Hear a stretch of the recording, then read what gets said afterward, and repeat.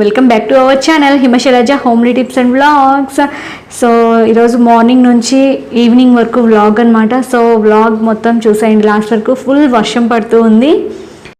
పొద్దున్నే ఈరోజు అయితే చాలా లేట్ అయింది నేను లేచేసరికి. సో 7 అయిపోయింది టైము. బయటేమో ఫుల్గా వర్షం పడుతూ ఉంది. బయట పని ఏమీ చేయలేదు. ఇంకా ఆయన అయితే 6కి డ్యూటీకి వెళ్ళిపోయారనమాట. 8కి టిఫిన్కి వస్తారు. సో ఫస్ట్గా నేను బ్రేక్ఫాస్ట్ ప్రిపేర్ చేసుకుందామని చెప్పేసి ఇక్కడ గ్యాస్ మొత్తం కూడా క్లీన్ చేసేసుకొని ఆల్రెడీ నేను నైట్ టైం మినపప్పు అనేది నానపెట్టుకున్నాను అనమాట వడ కోసం అని చెప్పేసి. సో ఆ మినపప్పు మిక్సీ జార్లో వేసేసుకొని గ్రైండ్ చేసేసుకుంటున్నాను.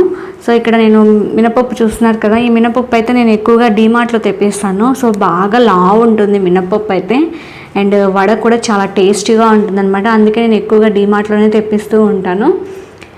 అండ్ నిద్ర మంపు ఇంకా వద్దలేదు నాకు, అందుకే నేను నిదానంగా వేసుకుంటున్నాను మిక్సీ జార్లో.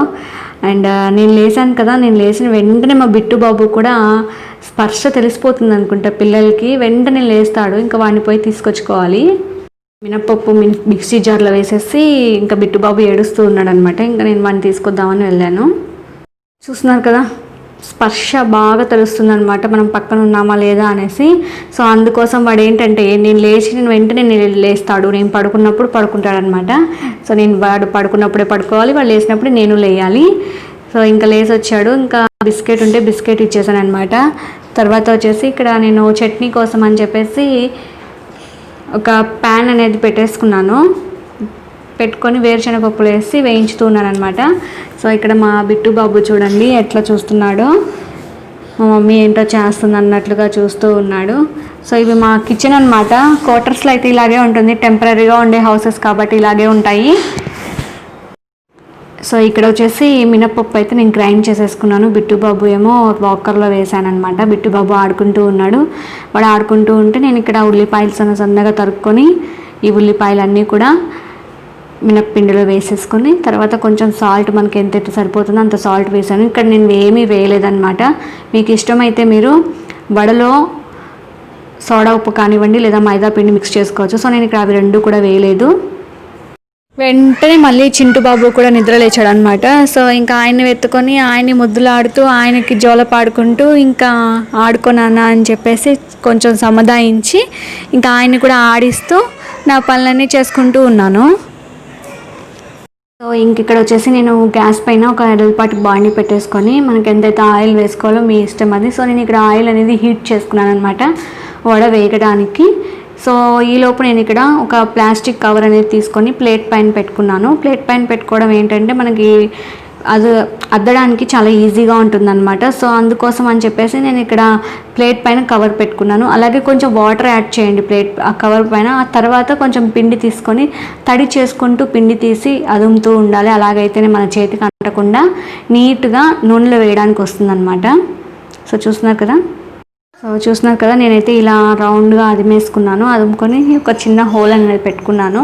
అండ్ నేను ఇక్కడ పెద్ద పెద్ద వడలు వేస్తున్నాను అనమాట. సో నేను చేతికి తడి చేసుకొని పేపర్ తోటి చేతిలోకి వేసేసుకున్నాను కవర్లో నుంచి. సో చేయి తడిగా ఉంది కాబట్టి మనకి బాణీలో వేసుకునేటప్పుడు కూడా చాలా ఈజీగా వడ అనేది పడిపోతుంది అనమాట, పిండి రూపంలో ఉన్నది.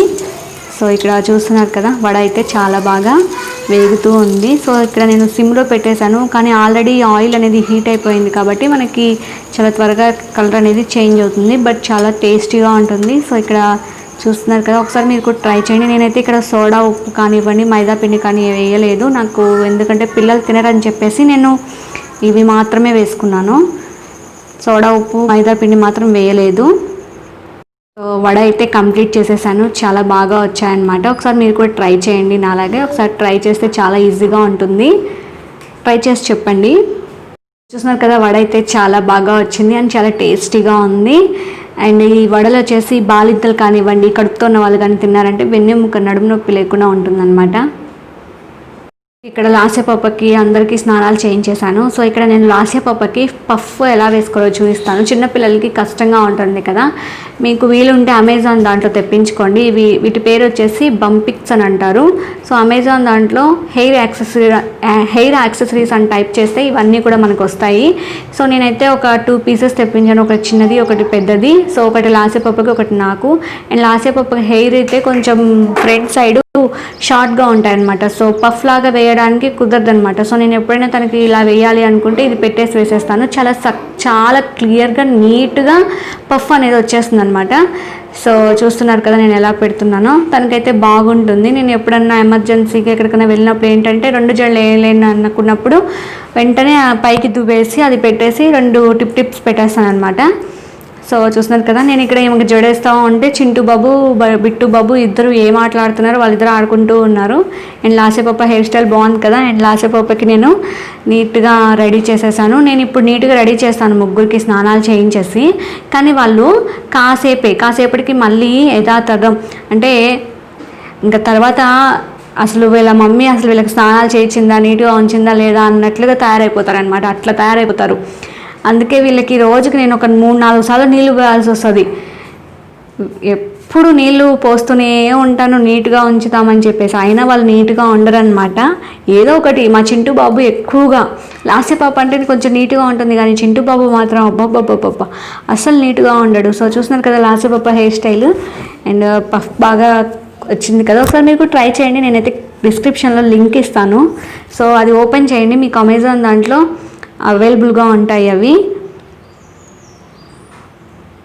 అండ్ ఇక్కడ మా పాప ఉండి నాకు రబ్బర్ బ్యాండ్ అయ్యి మమ్మీ అని చెప్పింది అనమాట. సో అందుకనేసి మళ్ళీ వెనక్కి హెయిర్ మొత్తం దువ్వేసి రబ్బర్ బ్యాండ్ వేసేస్తున్నాను. సో లాస్ట్ పాపకి ఇంతకుముందు నేను ఆముదం వాడేదాన్ని. తర్వాత తన హెయిర్ గ్రోత్ బాగుందని చెప్పేసి ఆలివ్ ఆయిల్ అనేది అప్లై చేస్తున్నాను. ఇంకా బాగా హెయిర్ గ్రోత్ వస్తుంది అనమాట తనకి. అండ్ ఇక్కడ ఇప్పుడు చింటూ బాబు వచ్చాడు. ఇంకా చింటూ బాబుని రెడీ చేస్తూ ఉన్నాను. సో రీసెంట్గా చింటూ బాబుకి క్రాఫ్ట్ చేయించామన్నమాట. అందుకే హెయిర్ తక్కువగా ఉంది. ఇంకా ఇక్కడ చింటూ బాబుని రెడీ చేసేసాను. ఇంకా ఆయన హెయిర్ స్టైల్ ఏం లేదు, పోలీస్ కటింగ్ ఎలా ఉంటుందో అలాగే చేయించుకొచ్చారు వాళ్ళ డాడీ కటింగ్ కూడా. సో వాళ్ళ డాడీ ఎలా అయితే క్రాఫ్ట్ చేసుకుంటారో నేను అలాగే వీనికి దూవుతూ ఉంటాను అనమాట. సో వాళ్ళ డాడీ ఉంటే వాళ్ళ డాడీ నీట్గా దూవుతాడు. సో వాళ్ళ డాడీ అయితే డ్యూటీలో ఉన్నాడు. మీ అందరికీ హాయ్ చెప్తున్నాడు అండ్ ఫ్లయింగ్ కిస్ కూడా ఇస్తున్నాడు. ఇంకా మా బిట్టు బాబు అల్లరి చేసి ఇంకా నా ఒళ్ళోకి వచ్చేసాడు అనమాట. హాయ్ చెప్పు నాన్న అని చెప్తూ ఉన్నాను. సో ఇంకా నేను ఒక్కదానే జడ వేసుకోవాలి, కానీ వంట చేయాలి. ఆయనకి డ్యూటీ ఉందన్నమాట. ఈలోపు ఇక్కడ మా హస్బెండ్కి టైం అవుతుంది, అందుకే నేను జడ వేసుకోలేదు. సో ఎర్లీ మార్నింగ్ ఫిష్ తీసుకొచ్చారనమాట. ఈ ఫిష్ నేమ్ వచ్చేసి బొచ్చలు, చాలా టేస్టీగా ఉంటాయన్నమాట. సో ఇక్కడ నేను పసుపు ఉప్పు వేసి క్లీన్ చేసేసాను. ఫస్ట్ ఇక్కడ మనం మసాలా ప్రిపేర్ చేసుకుందాము. మసాలాకు కావాల్సినవి ఏంటి అంటే ధనియాలు, అలాగే ఆవాలు అండ్ 2-4 కొంచెం మెంతులు, అంతే, ఇంకెక్కువ అవసరం లేదు. అవన్నీ కూడా ఒక అడల్పాటి పెనం పైన వేసి బాగా వేయించి తర్వాత గ్రైండ్ చేసుకోండి. ఈ విధంగా పౌడర్ లాగా వస్తుందన్నమాట. ఇదే మసాలా. సో ఈ మసాలా పక్కన పెట్టేసుకోండి. తర్వాత కొంచెం చింతపండు వేసి వాటర్లో పక్కన పెట్టేసుకోండి. నానిపోతుంది మనం కూర చేసుకునే లోపు. ఈలోపు మనము టొమాటో ముక్కలు, అలాగే ఉల్లిపాయ ముక్కలు అండ్ కరివేపాకు, ఈ 3 కూడా తరిగి పక్కన పెట్టేసుకోండి. అండ్ నెక్స్ట్ వచ్చేసి మామిడికాయ ఉంటే మామిడికాయ కూడా పెట్టుకోండి. మామిడికాయ ఉంటే చాలా టేస్టీగా ఉంటుంది. సో ఇక్కడ నేను ఒక బాణీలో ఆయిల్ వేసేసుకొని పోపు దినుసులు వేసేసి వేయించాలన్నమాట బ్రౌనిష్ కలర్ వచ్చేంత వరకు. ఆ తర్వాత నేను కొన్ని ఉల్లిపాయలు అండ్ టొమాటో ముక్కలు కూడా వేసేసాను అండ్ కొంచెం పచ్చిమిర్చి కూడా వేసాను.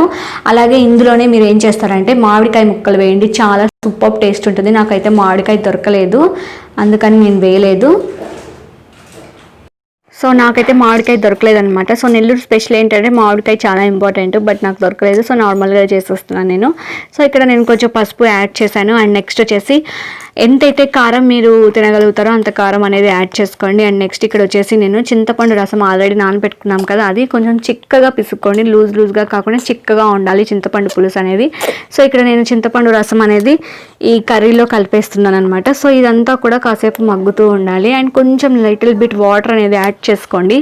యాడ్ చేసిన తర్వాత సాల్ట్ అనేది కూడా కొంచెం లిటిల్ బిట్ మీరు ఎంతైతే వేసుకోగలుగుతారో, మీరు ఎంతైతే తినగలుగుతారో, సో మీ టేస్ట్కి తగ్గట్టుగా సాల్ట్ కారం అన్నీ కూడా మీ టేస్ట్కి తగ్గట్టుగా వేసుకోండి. అండ్ కర్రీ కూడా గ్రేవీ లాగా కొంచెం చిక్కగా కావాలనుకుంటే చిక్కగా, పులుసుగా కావాలంటే పులుసులాగా చేసేసుకోవచ్చు. సో ఇక్కడ చూస్తున్నారు కదా నేనైతే వాటర్ అనేది యాడ్ చేసేసాను.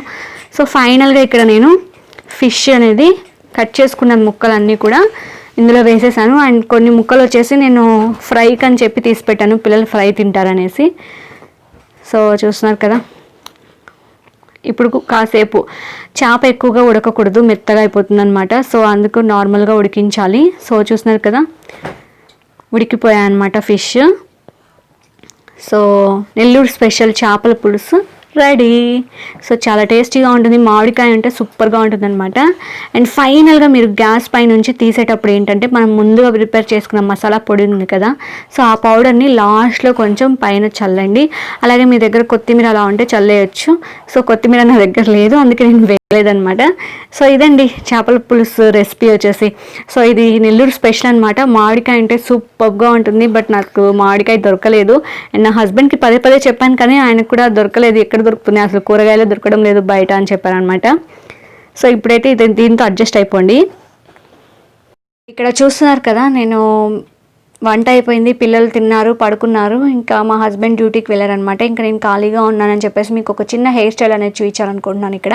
సో ఇక్కడ నేను మీకు బంపిక్స్ లేకుండా పఫ్ ఎలా వేసుకోవాలో చూపిస్తాను. లాస్ట్ పఫ్ కిందగా బంపిక్స్ పెట్టాను కదా, ఇప్పుడు బంపిక్స్ లేకుండా పఫ్ ఎలా వేసుకోవాలో చూపిస్తాను. సో ఫస్ట్గా మీరు ఇక్కడ పాపిడి తీసేసుకోండి. మిడిల్లో పాపిడి తీసుకొని 2 సైడ్స్ కూడా సమానంగా హెయిర్ని 2 భాగాలుగా చేసుకోండి. కరెక్ట్గా సైడ్స్ కూడా పాపడిలాగా రావాలి. అండ్ ఇక్కడ నేను ఫంక్ కట్ చేసుకున్నాను అనమాట ఇంతకుముందు బ్యూటీ కాస్ట్ అని, అది ఇంకా హెయిర్ అక్కడక్కడే ఉందనమాట.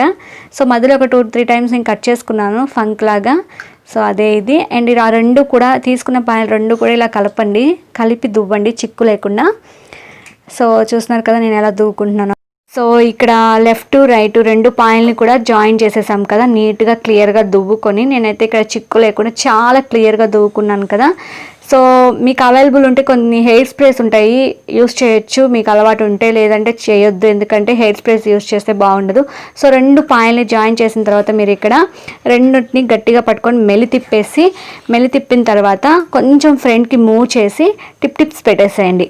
సో 2 సైడ్స్ కూడా లెఫ్ట్ రైట్ అలా పెట్టడం వల్ల ఏంటంటే పఫ్ కరెక్ట్గా వస్తుంది, మనకి నీట్గా ఉంటుంది, చాలా ఈజీగా ఉంటుంది, 2 మినిట్స్లో అయిపోతుంది. అండ్ నేను ఎక్కువగా ఎక్కడికైనా ఫంక్షన్స్కి వెళ్ళినప్పుడు మాత్రమే ఇలా వేసుకుంటాను. లాంగ్ హెయిర్కి అయితే పఫ్ చాలా బాగుంటుంది, లూజ్ హెయిర్ వదిలేసి.